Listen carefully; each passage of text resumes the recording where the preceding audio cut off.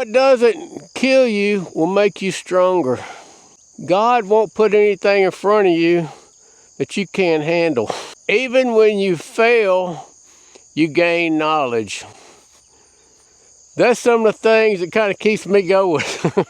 Sometimes it's hard to tell when you're in a battle fighting against anything and obstacles keep coming between you and your goal. Is the good Lord putting them there to tell you to stop? Or is he putting them there to make sure you're man enough and making you strong enough to succeed? It's hard to tell the difference sometimes. I'm going to go with the fact that I have faced all these obstacles to expand my knowledge, and just due to the fact that I am new to this and I don't really know what I'm doing. Now it is time for me to give away some hats. It's a dirty hat, you're going to get a new hat, but I'm going to give away roughly about 4 hats this video. Now, you remember my beginning game plan. I'm putting a row on one side of watermelons and a row on the other side of watermelons, and then they're going to grow. My plan is for them to grow out there in that grass. It was going along pretty good. I mean, the watermelons was the least thing under attack. They was going after my cantaloupe, my cucumbers, everything else was under attack, but the watermelons kind of were being left alone. They got a little attack from the cucumber beetles in the beginning, but after that, the cucumber beetles found refuge in these cantaloupe over here. So I left the cantaloupe in the ground basically to keep the cucumber beetles busy because they seemed to like them more. That was my sacrificial crop, the cantaloupe. I left them in the ground and let the cucumber beetles have their way with them, and I believe that kept my watermelons kind of safe and able to grow out of that. So that was one plan that kind of worked. One plan that kind of worked. Second, my electric fence. It kept the deer out. The deer couldn't get through, but the rabbits, groundhogs, raccoons, I believe, were finding a way through. The rabbits, I seen them. They would be here. They would be in here, and I would chase them out to see what happened when they come to the electric fence. And they would basically, my electric fence is here, and they would jump. They might hit the wire, but they're not grounded. So they would jump through the fence and land on the other side, never touching the ground and the hot wire at the same time. You have to touch the ground and the hot at the same time on any electricity to actually get shocked.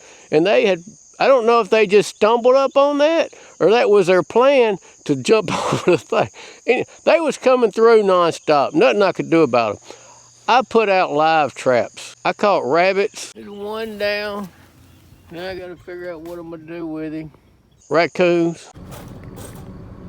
There you go. Even a possum. We caught the fat possum and he is pissed. But the groundhog, he's smart. He's elusive. I had to come up with a new plan. Oh, 22 rifle with a scope on it. Got me a cold beer. I'm gonna wait for that groundhog across that road right there. I'm gonna have to stick him.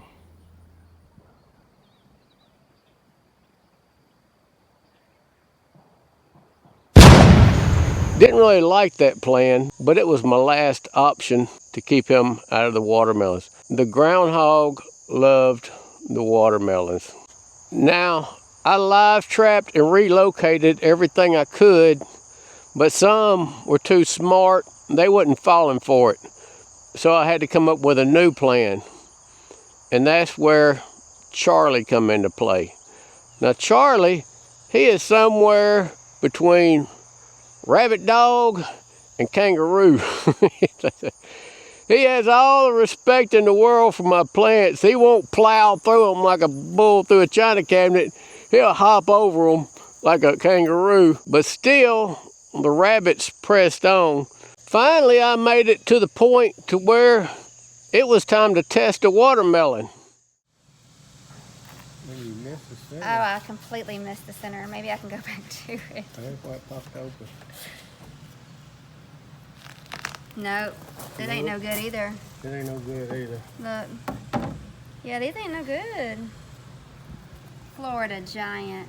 It failed horribly. The Florida watermelons are off my list. That's one thing, a failure that I have gained knowledge from was the Florida watermelons are not for me. Experiment, but also stick with what you know. The Jubilee is my go-to watermelon. They haven't caused me any problem. I haven't been planting them forever, but they seem to like my soil conditions. I'm gonna stick with the Jubilee. I'll experiment on maybe a row with something else, but I'm not gonna go crazy planting anything that I don't know until I test it and see if it's good for my soil. Otherwise, I have wasted a whole area that could have been productive. Now it's time for the count.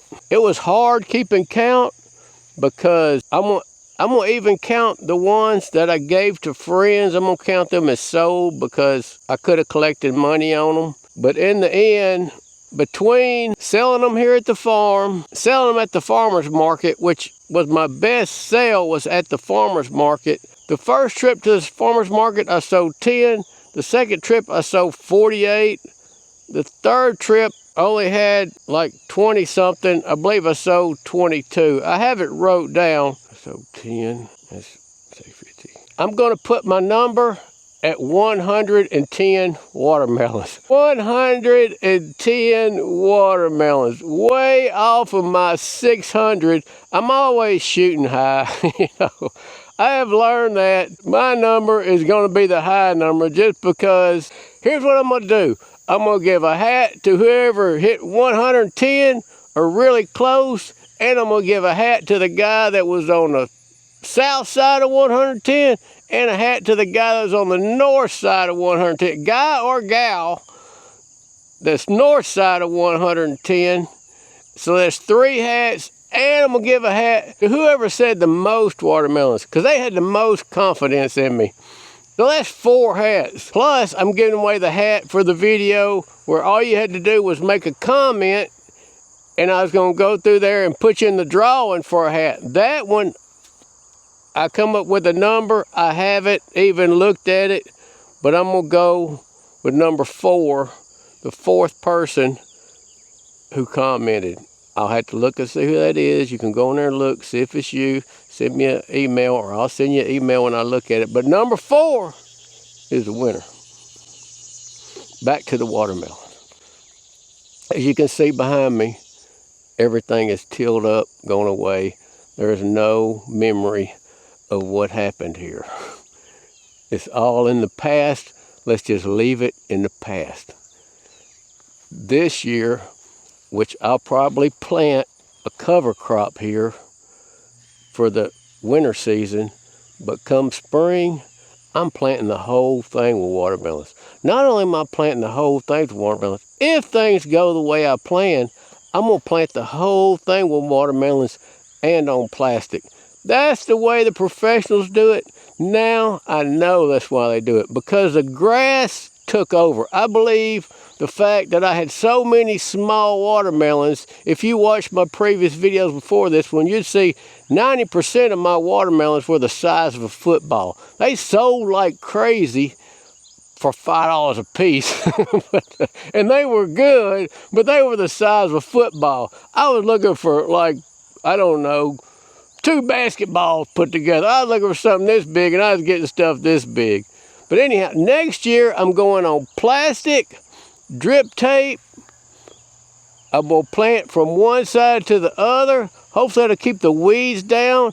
I have bought me a cultivator. I'm gonna rig up that cultivator where I can cultivate between them, hopefully. All this is hopefully, and I'll get my 600 watermelons one way or another. I'm gonna get my 600 watermelons.